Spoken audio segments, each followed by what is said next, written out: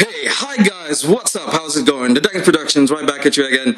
We are here with the Locals, the second annual Locals at Gamers of the West, the place that knows gamers best. Right now we're here with the Burning Abyss deck profile that won first place today. Last week was Light Swarms, but unfortunately he did not get to pull it through today. And today we are with our champion of today, this week. And we are now with the player called Matt's Tosiek. Awesome. Cool. So you'll be sharing us your deck profile today of your Burning Abyss. Yep. Alright, lay it on me, man. So we start out with triple tour guide. Okay. Pretty mandatory. If you don't play this card in Burning Abyss, then I think there's something wrong with you because this card is just simply amazing. Sets up your Dante plays. Basically this and any Burning Abyss monster in your hand just establishes a really strong board presence. Alright then, that's pretty cool out of the way. So mandatory 3. So furthermore, the standard triple Groff, Okay. triple Skarm, free Sirs, and free Rubik's. Now some people go to Rubik's over free. I actually like it at free. It just gives you an extra Burning Abyss name. Another target to special summon. Basically special summoning him from your hand doesn't cost anything. Especially in this Burning Abyss deck, Groff and Sir are the key cards of this deck. It used to be Skarm when it was still like kind of the rank of build, and the Burning Abyss was a lot slower than that. But now it's definitely Groff and Sir. And usually when you summon Tour Guide, you go into Groff just to get that extra Burning Abyss monster on the field. And if you're lucky, you mill a Sir, and then you can even get a second Dante on the field, and you just establish such a strong board presence with that. Alright then.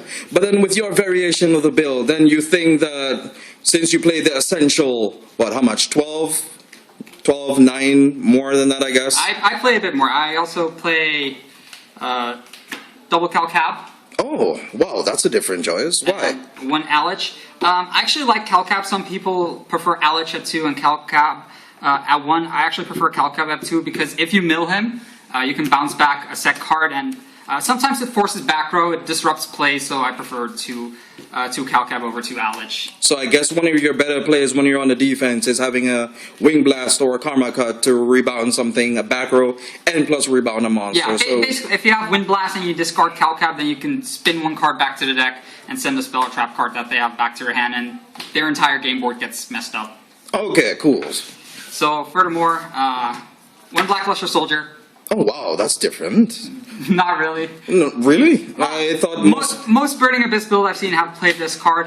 I've seen some builds that omitted it, but since you have Dante and Virgil and they are most likely to hit the grave, then this is an optional card. Really strong card to push for game. Okay, so you don't break that often with the card?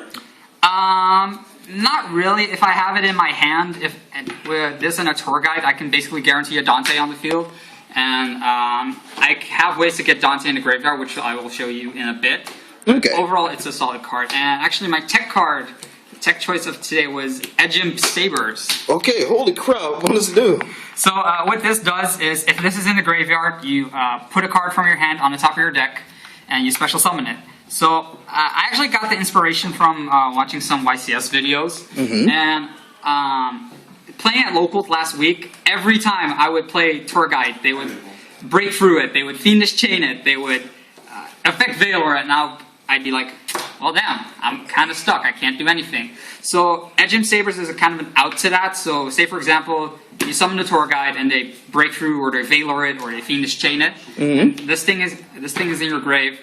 Say for example you have But it's a once per duel effect or once per turn? Once per turn. Oh wow, that's really strong. For example, if this gets negated and this is in your grave and you have a Burning Abyss monster, preferably Graph, you just put it on top of your deck, special summon this, you go into Dante and you mill the Graph to get an extra Burning Abyss monster. So basically like the whole Evolve chain tactic that they use in Infernities and stuff like that, I guess. Basically it's like, oh my god, I need to get rid of this Tour Guide and I need something to summon it with. Okay, cool. That's a really good tech. So onto the spells and traps. I play 2 Mystical Space Typhoons. Okay, I think I noticed in most of the Quillfort format, there's a lot more decks that are starting to main MSDs at the moment. Yeah. And I guess Burning Abyss are one of them. Yeah, it's also very good against Skill Drain. I cry every time I see Skill Drain, Soul Drain, Royal Decree. basically this calls on it. This gets rid of them without any issues. Okay, So, cool. Sometimes I would prefer to play free, but two of them I feel is a little bit better because of deck constrictions, like Burning Abyss. It's a lot gets pre-decided for you what you play in Burning Abyss, so you don't have a lot of room to play around, so that's why I only pick two. So, moving on, the one-ofs of the spell cards. One Raigeki gets rid of a lot. Isn't that effective against Shaddolls, but basically it's clear the board, try and make a final push for game, or get rid of annoying monsters. But isn't that kind of annoying against like Stellars? Like really resilient decks that just don't really care if their board gets blown up, like Shaddolls or like Burning Abyss Mirror or Quail Forts or anything like that? Yeah, actually Raigeki's pretty good against Cleafort, I'd say, because Cleafort, they don't have a lot of ways to stop you from pushing if their board is empty.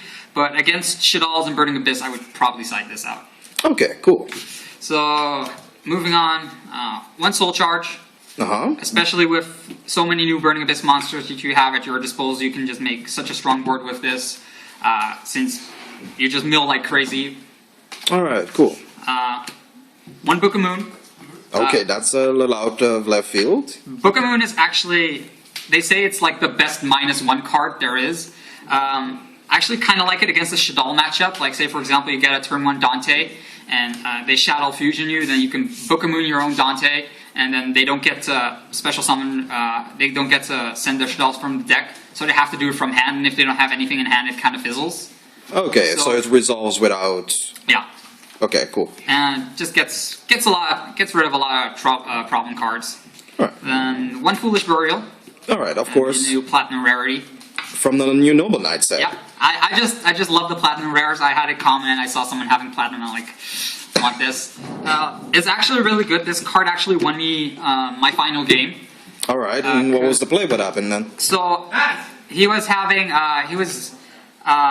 a very defensive field setup and not a lot of life points. So, and I just needed one more push, but he had such a strong board, but he had no back row. So I have one Burning Abyss monster in the hand, so I used Foolish Burial, sent my last Sir to the graveyard, sent my last Sir to the graveyard, triggered its effect, special summoned a Burning Abyss monster, normal summoned the last Burning Abyss monster I had, and overlaid for Nightmare Shark and direct attack for game. Oh wow, that seems like a pretty strong play. So Foolish is just basically a one-card outlet for all your Burning Abyss monsters. Okay, that's true. You still see it in a lot of the Shadow decks, and yeah. And then one card that doesn't get played too often is The Beginning of the End. Okay. This is a really old card. Which set is it from? This is from, let's see, PTDN. I'm not even sure what set it is. Phantom of Darkness, apparently, as I heard right now. That was ridiculous old. I chose for Beginning of the End over Allure because last time I played, every time I had Allure in hand, I was like, man, I really wish this was the Beginning of the End right now because all my tour guides are engraved, all my extra cards are engraved. I can just do so much with the Beginning of the End right now.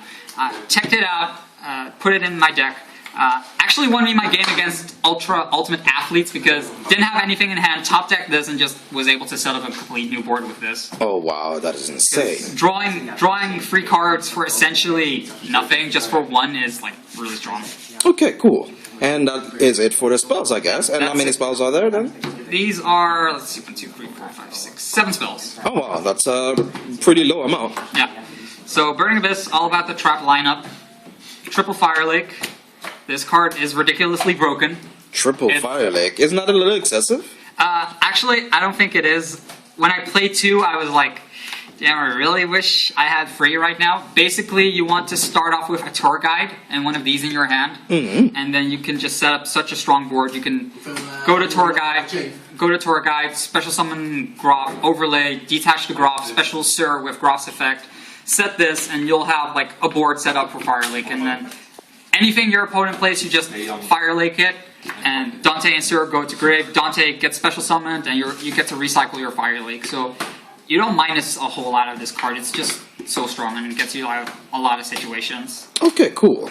Then triple Phoenix Moon Wind Blast. Staple. Burning Abyss just abuses this card. No explanation needed. Yeah, no explanation needed.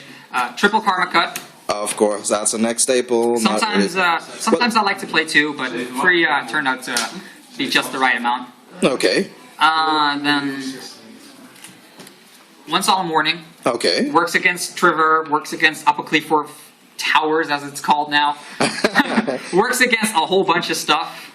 One Vanity's Emptiness. Only have one, otherwise would have played two. Okay. Why not 3? Since most of the Burning Abyss decks run 3 at the moment. I find 3 too cloggy right now. I find it too often that I draw Vanity's Emptiness into a hand where I'm like, damn, it would be really useful if I didn't have you right now. So 2 is like, don't get me wrong, if you can get a very strong board and then Vanities, that's really strong, but it usually doesn't happen with me, and I prefer to have like Vanities somewhere in the mid game where a lot of resources aren't expired and where I can like recycle my strong boards, because Burning Abyss is really strong at recycling their boards and setting up new boards. And the last 2 cards, Tech Choice, Double Trap Stun. Oh, that's well, not necessarily a tech choice. I think there are some Burning Abyss deck that run Trap Stun with Emptiness in conjunction, Yeah. so then you can just basically spam and special summon all you want, Yeah. and then just do what you want later on in the game. Basically what you said, gets over the Yangzing back row, negates their creation of Yangzing creation and their skill drain and stuff like that. Keeps you going, also setting Trap Stun, holding it until your next turn, and flipping it in your standby phase is really strong. In one of my games versus UA, I had a Trap Stun set, opened Tour Guide, made a Dante, made a second Dante, or that's a Virgil thing, made 2 Dantes and managed to make an Acid Golem, and then just hit him for 8,000 damage, and he couldn't do anything because of Trap Stun, and he had like double Dimensional Prison face down. That is insane. Yeah. So that's it for the Trap lineup. Okay, cool. So moving on towards the extra deck. 2 Dante. Alright, I guess you would run one. Would have preferred to play free, but the third one is being sent as we speak, so not in the mill, unfortunately. But would prefer to play free. In the old meta, you could get away by playing 2, but now free is absolutely mandatory. Since you want to loop and recycle everything that you have all the time. Especially now that you play Virgil. And you play 2 copies of it. Yeah, Virgil is absolutely insane. One of the strongest cards in the deck. Works wonders against Lightsworn, Bujin, gets rid of problem cards, and just being able to set off your Burning Abyss effects is really strong. The reason why Dante is now played at free is because usually if you have Virgil in the grave, you want to recycle Virgil with Sir because of his flexibility of what he can do, and you get to draw a card when he gets sent to the graveyard by battle or card effect. So he's a little bit more flexible than like a Dante that gets special summoned without any material, and it's just a wall. Awesome. And the reason why I play 2 is, in case one gets bottomless, I still can summon the second. Of course, that's a pretty good decision. So 2 Downers. Of course, to overlay on the Dante. That's the overlay on the Dantes to make sure that you get Dante's Grave effect off, which is actually really important because recycling cards is just so strong in this meta right now. And then the 1-ubs in my extra deck is 1 Giga Brillant. I guess the mirror match, I guess. Mirror Match also just helps you push for game if you can establish a strong board with Dantes and with Virgils. You can just give them that extra push. Gets over other Dantes, other 2500 monsters. Just overall strong card. Okay, just turns your Dantes into 2800 beaters, Yeah. which is pretty sweet. 1 Zen Mains. That is not so uncommon. I think it's still played as much of a stall-ish type of card, and you still Yeah. get your Burning Abyss monster effect. So I guess Stallish also works wonders against Clifford. Summon this one, you suicide into their card, and you pop their scout, and if they don't have anything to get back the scout, then you just get a lot of advantage of that. 1 Alucard. back row. Gets rid of removal. back row. It's not the best in this meta, especially with Yangzings and Shaddolls being around, but still very good card. The card that would be the third Dante, Granosaurus.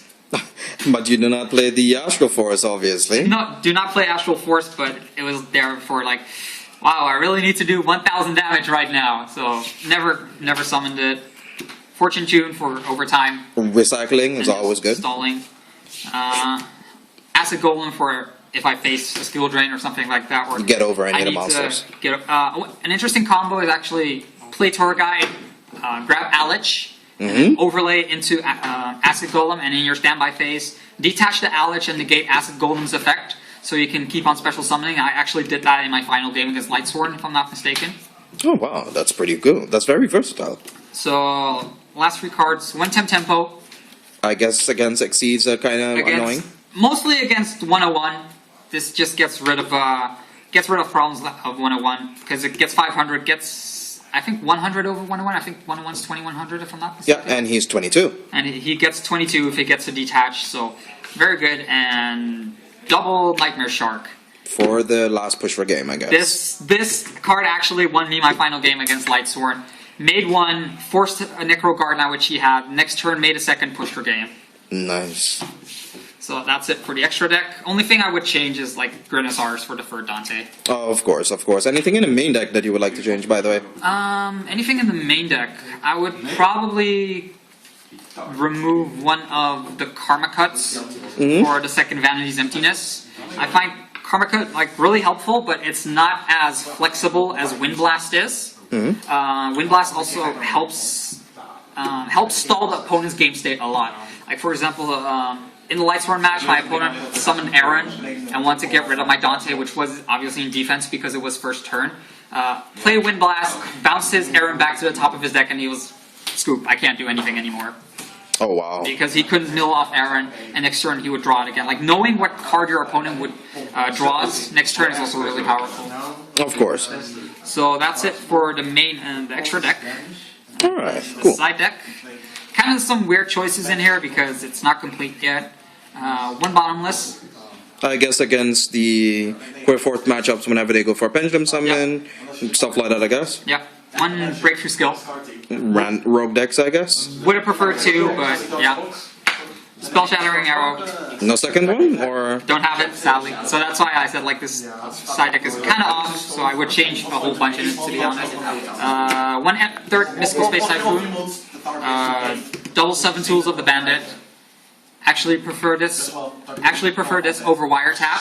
Wiretap sends the card back into their deck, so they have a chance of drawing it again. So that's kind of negative for me. So I prefer 7 Tools over Wiretap. Double non-fusion area because I hate Shaddolls. Why not Diffusion? Would not have been a better target? Potentially, but if they play Shaddol Fusion, then you can just flip non-fusion area. They don't get to send anything to. They don't get to send anything to the deck, and non-fusion area is a permanent trap, so they need to get rid of it first. But doesn't it get destroyed by the second standby phase, though? Nope. Neither player can fusion summon. That's just what it says. Really? Wow. Yep. Okay. So let's see. Double Puppet Plant. Against Shaddolls, against the mirror match. Against the Teller, I guess, also. Yep. Double creature swap. That is pretty funny because this card is hilarious. Like you summon a Burning Abyss, you creature swap it with him, and it just blows up. You get the effect of, and you get a strong monster. Pretty cool. Double Caius, if it was really needed, it wasn't, and the one Dust Tornado. Alright. And no Majesty's Fee, no Vanity's Fee. No Majesties, no Monarch, Vanities. No Monarch Stormforth. No nothing. Monarch Stormforth. Only thing I would really change in the extra deck is I would replace these two with Mind Crush because I think Mind Crush is really strong knowing what your opponent has in hand. Against Stellars, it can stop a whole bunch of their plays, and I would probably change the creature swaps to... I'm not sure, but I would probably switch these. Alright. Well, thanks, Matt. Thanks for your time. Thank you guys for... Thank you guys for watching. Thank you guys for tuning in. This is the Dengs production, and this has been exclusive.